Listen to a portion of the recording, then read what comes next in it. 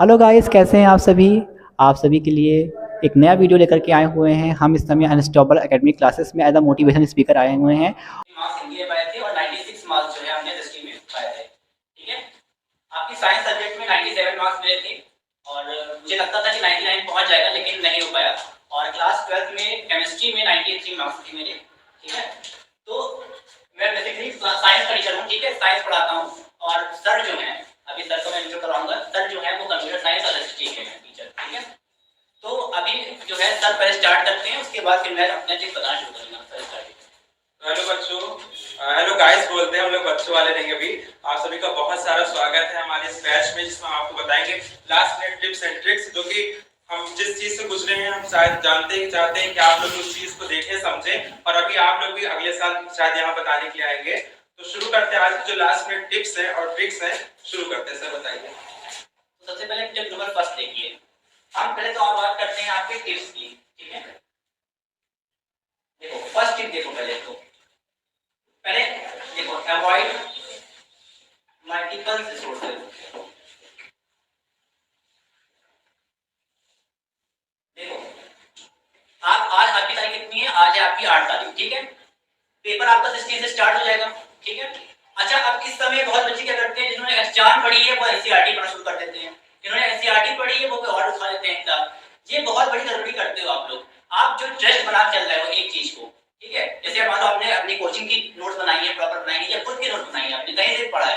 अब last time revision अगर कर रहे हो तो आप उसी को पढ़ो। ये मैं बहुत बताता हूँ बच्चों को, जहां मैंने पहले पढ़ाया वहां भी बताता हूँ कि बच्चे गड़बड़ी कर देते हैं यही तभी कि लास्ट टाइम वो पेपर भी ले आते हैं, वो अपनी शॉर्ट नोट भी ले आते हैं। ये बहुत बड़ी गलती है। आप एक टाइम पर एक ही चीज पढ़ सकते हो, फोकस रखो हर चीज पे कि आप जो नोट्स शुरुआत से बनाते हुए आए हो उसी को पढ़ो आप। सेकंड टिप ये तरह है। तो जैसे कि सर ने बताया आप लोगों को कि सिंगल रिसोर्स इस्तेमाल करो, ठीक है, क्योंकि जितना ज्यादा रिसोर्स इस्तेमाल करोगे उतना ही ज्यादा आपका दिमाग भटकेगा। फिर लगेगा कि शायद हाँ ये बुक ज्यादा अच्छा कह रही है, ये बुक ज्यादा अच्छा कह रही है, तो उतना क्लियरली आपके डाउट्स क्लियर नहीं हो पाएंगे। तो ये तो था आपका यहाँ का सिस्टम। और बाकी स्कूल कॉलेजेस देखिए सब इक्वली पढ़ाते हैं, पढ़ना आपको होता है। अगर आप नहीं पढ़ रहे हो तो आपको स्कूल बेकार है, मुझे अच्छा नहीं पढ़ा रहे हैं। वही चीज अगर आप पढ़ के जाओगे तो हाँ टीचर ने जो पढ़ा बहुत अच्छे से समझ में आया। अब हम बात करते हैं जो आपकी सीबीएसई की कॉपी होती है उसको लिखा कैसे जाता है। ठीक है, जो सबसे ज्यादा जरूरत है कि भाई हम कितना अच्छा आंसर प्रेजेंटेशन दें। Presentation is much important than writing, ये होता है आपके पास। तो प्रेजेंटेशन से मतलब होता है कि आपकी कॉपी कितनी गुड लुकिंग है। ठीक है, ये जैसे आपने आंसर तो बहुत अच्छा लिखा, मानिए जैसे आपने 5 नंबर का आंसर पूरा लर्न किया, उसको 2-3 दिन लगाए और पेपर में लिखा, लेकिन पेपर में एक कहते हैं कि आपने जल्दी जल्दी लिखना शुरू कर दिया। ठीक है, वो आंसर क्लियरली उसमें लिख तो दिया है, लेकिन इतना अच्छा प्रेजेंटेशन नहीं उस आंसर का। ठीक है, ना मार्जिन लाइन है, ना फिगर है, ना कॉन्सेप्ट्स उसमें लिखे हैं, ना पॉइंट लिखे हैं, ना एग्जांपल्स लिखा है। तो इससे क्या होगा, एग्जामिनर जब उस चीज को चेक करेगा तो वो होगा इरिटेट, वो समझेगा कि ये मुझे टहला रहा है बच्चा, भले ही आपने लिखा जितना अच्छा हो। तो क्या करेगा, 5 में 4.5 4 नंबर दे देगा। अब एक एक नंबर आपका बहुत इंपॉर्टेंट होता है इस चीज में। तो यानी प्रेजेंटेशन सबसे ज्यादा इंपॉर्टेंट होती है। ठीक है, जैसे आप कॉपी बनाइए, मार्जिन खींचिए, सबसे पहला काम होता है मार्जिन खींचिए, हर लाइन आंसर को अंडरलाइन करिए, एग्जांपल्स दिखाइए और स्केच 2 हो 3 हो रंगीन स्केच इस्तेमाल करिए। कितना ज्यादा अट्रैक्टिव होगा आपकी कॉपी, क्योंकि अट्रैक्शन के नंबर सबसे ज्यादा होते हैं। अगर आपकी कॉपी अट्रैक्टिव हो, आंसर भले आपने थोड़ा बहुत गलत लिखा हो, तो आपको 4 में से 3 नंबर ऐसे ही मिल जाएंगे। और ये होता है, कोई भी बोर्ड नहीं चाहता कि उसका रिजल्ट इतना खराब जाए कि बोर्ड की बेइज्जती हो, फिर उसकी स्ट्रेंथ कम होगी। और अंदर की बात ये है कि आप लोग का नंबर अच्छे खासे मिलेंगे। ठीक है, और फियर होता है, और नंबर इसीलिए मिलेंगे क्योंकि टीचर देखता है प्रेजेंटेशन। ठीक है, ये चीज आप लोग नोट कर लीजिए, और नहीं नोट करना है तो रिकॉर्डिंग और लाइव आपका उपलब्ध है। ठीक है सर, अगली चीज बताइए। थर्ड टिप में बताऊं मैं, तो थर्ड टिप में आपको प्रीवियस ईयर लगाना है। प्रीवियस ईयर बहुत इंपॉर्टेंट होता है। हम लोग ने क्लास 12th में जो है, पहले हम लोग की बहुत सी बुक्स आती थी कि आपको पता है क्लास 12th में टर्म फर्स्ट और टर्म टू हुआ था। ठीक है, हम लोगों का, और 10th में भी यही हुआ था, क्लास 10th में भी यही हुआ था। तो ये था इसमें कि हम लोगों ने पहले बहुत सी बुक्स ली थी, जैसे आर्यन आती थी, उस समय आती थी, सैंपल पेपर्स की बुक आती थी, या यूपी बोर्ड की बात करें तो बहुत सी अलग अलग बुक्स आती हैं उसमें। तो इसमें क्या है, हम लोग फिर लगाते थे प्रीवियस लगाते थे। प्रीवियस ईयर 2017 से लेकर 2020 तक हम लोग लगाए थे। ये 2017 से लेकर के 2020 तक लगाए थे। और ये सारे प्रीवियस ईयर पेपर मेरे ट्यूटर ने उत्कर्ष एजुकेशन हब पे नोट कर लो, अगर नहीं लिया हो तो पेपर भी उत्कर्ष एजुकेशन हब पर 2017 टू 2020 हर सब्जेक्ट के जो पेपर्स हैं वो अपलोडेड हैं। हर सब्जेक्ट यानी कि आपके जितने सब्जेक्ट चलते हैं 7 जो है उसमें चलते हैं, 12th में चलते हैं और 10th जो 6 सब्जेक्ट होते हैं क्लास 10 में चलते हैं, तो उनके जो है पेपर आपके अपलोडेड है इसमें, तो आप उसको उसमें जाकर के आप देख सकते हो, स्क्रीनशॉट ले सकते हो, अच्छी क्वालिटी के वीडियोस से बनाया गया है, वो पेपर वहाँ पे पड़े हैं, ठीक है। तो प्रीवियस ईयर बहुत इंपॉर्टेंट है।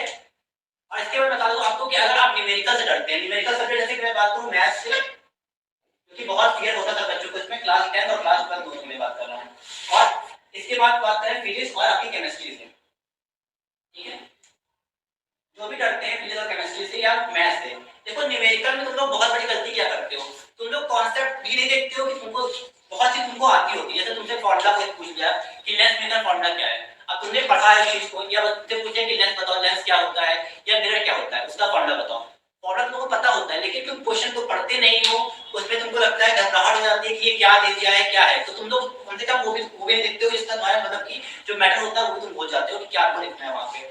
तो न्यूमेरिकल में मैं ये बताऊंगा, ये कहूंगा कि जो भी आपको मिल रहा है क्वेश्चन में कि ये पॉइंट मिल रहा है कि ये पॉइंट इंपॉर्टेंट है उसमें, तो वो आपको लिखना है। फॉर्मूला मस्ट है, फॉर्मूला अगर आपको नहीं आपने तैयार किया है किसी चीज का, तो फिजिक्स का क्लास 12 जो आपके भाई बहन है या कोई भी है जो आपका पढ़ता हो, तो फिजिक्स का क्लास 12 का और केमिस्ट्री क्लास 12 का फुल जो फॉर्मूले हैं वो केवल 30 मिनट्स के अंदर उसका एजुकेशन हम पे पढ़े हुए हैं, और क्लास 10 का कल ही वीडियो अपलोड हो जाएगा, पूरा साइंस के जितने भी फॉर्मूलेज हैं, चाहे आपकी फिजिक्स केमिस्ट्री बायोलॉजी किसी के फॉर्मूले रहे हो, वो सब इसमें आपको मिल जाएंगे, और आगे की बताने की सर है।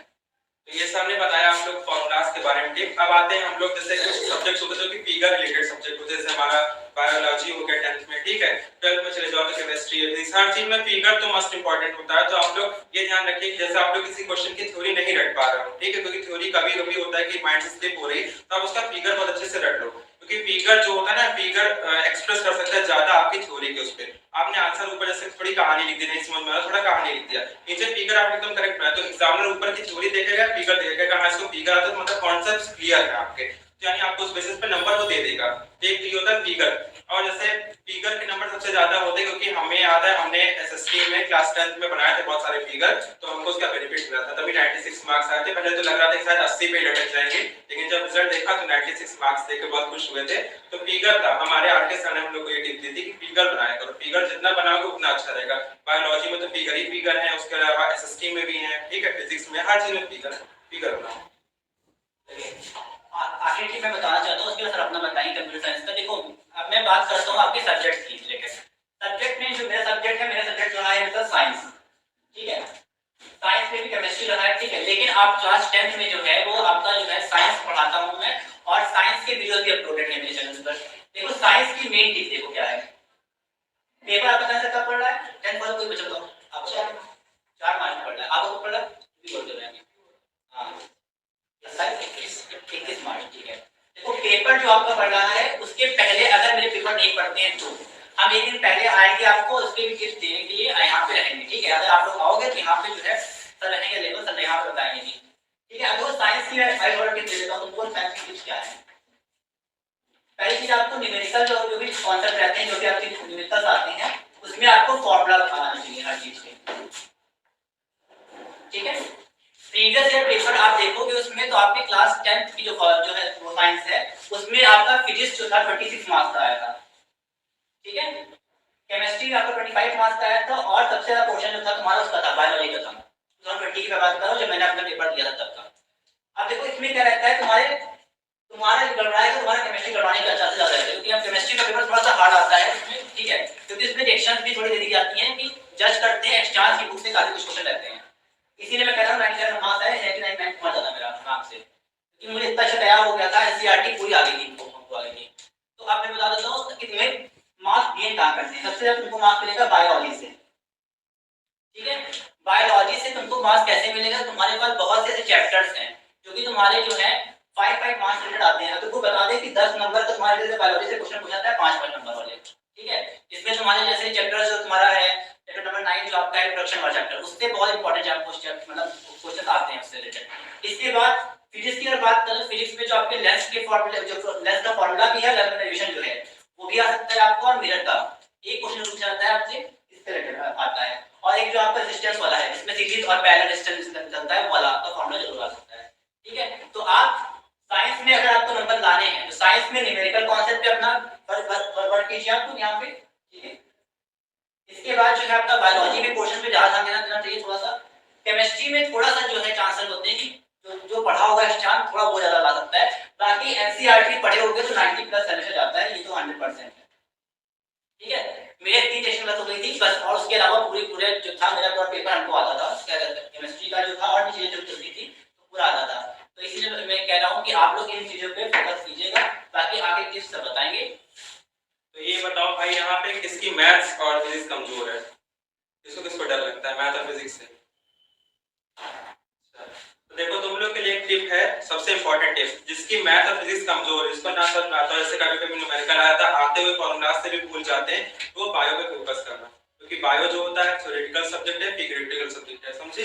तो उसका फिगर और थ्योरी अगर तुम तैयार कर लोगे तो शायद तुम्हारे फिजिक्स के मार्क्स को कवर कर ले जाए, ठीक है, बहुत परसेंटेज नीचे नहीं गिराएगी। तो ये तुम लोग के लिए है कि तुम लोग थ्योरी ज्यादा रख लो, और जैसे अगर तुम लोग न्यूमेरिकल से बहुत ज्यादा डर रहे हो, बहुत फियर है, तो केमिस्ट्री, फिजिक्स और बायो तीनों की थ्योरी उठाओ, लाइन से थ्योरी पूरा तैयार कर लो, सबसे लास्ट में जाओ तुम लोग न्यूमेरिकल के पोर्शन पे, ठीक है? तो इससे क्या रहेगा कि तुम लोग का थ्योरी तो तैयार हो गया, अब लास्ट मिनट की चीजें स्लिप होती है माइंड से, तो लास्ट मिनट पे अगर तुमने तैयार किया वो स्लिप हो गया तो कोई इतना तुम्हारा बड़ा हार्म नहीं होगा, क्योंकि तुमने काफी ज्यादा नंबर की चीज स्कोर करके रखी हुई थी, ठीक? ये सर का था।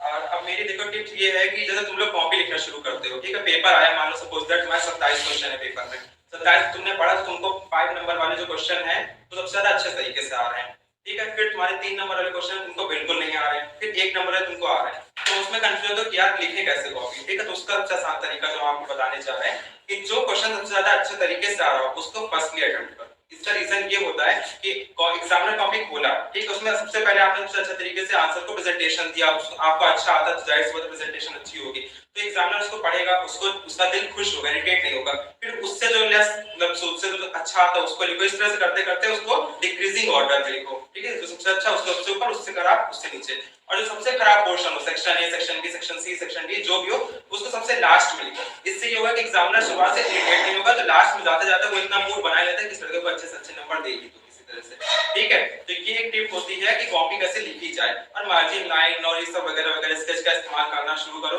क्योंकि लड़कियां तो इन सब में आगे रहती, लड़के ही जो कंजूसी करते हैं कि एक ही पेन उठा लिया डॉट वाला, उसे से पूरी कॉपी लिख डाली शुरुआत से आखिर तक। अब एग्जामिनर ढूंढ रहा है भैया इसमें क्वेश्चन 1 और क्वेश्चन 2 में कोई अंतर समझ में आ रहा है तो लाओ चेक कर, नहीं तो हटाओ।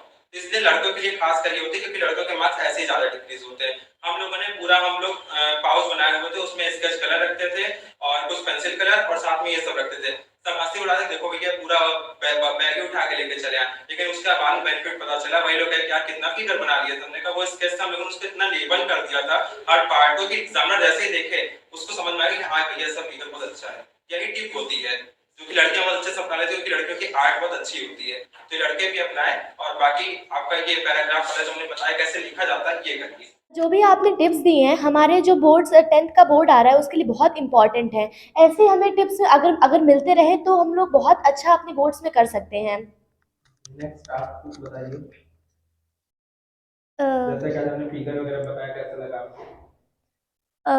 जो आपने टिप्स बताई वो पहले हमें नहीं पता थी, तो पहले का स्कोर जो हमारा होता है वो बहुत मतलब बहुत लेवल हम लोग का बहुत लो होता है, लेकिन अब आपने जो टिप्स बताई हैं हमें लगता है कि आपने जो टिप्स हमें बताई हैं वो बहुत यूज़फुल हैं, और हम उसको यूज़ करके अपने जो मार्क्स हैं उन्हें हम लेवल अप कर सकते हैं, और हम इन्हें यूज़ ज़रूर करेंगे क्योंकि ये हमारे लिए बहुत यूज़फुल है। Okay, thank you. नेक्स्ट आपके द्वारा दी गई टिप्स हमारे लिए बहुत ही इम्पोर्टेंट थी, क्योंकि हमारे पास कई डाउट थे कि हम एसएसटी कैसे करें, मैथ्स कैसे करें, साइंस कैसे करें। आपने जो भी टिप्स बताई हैं हम उन्हें फॉलो ज़रूर करेंगे और कोशिश करेंगे कि हम अपने 10th बोर्ड में अच्छा से।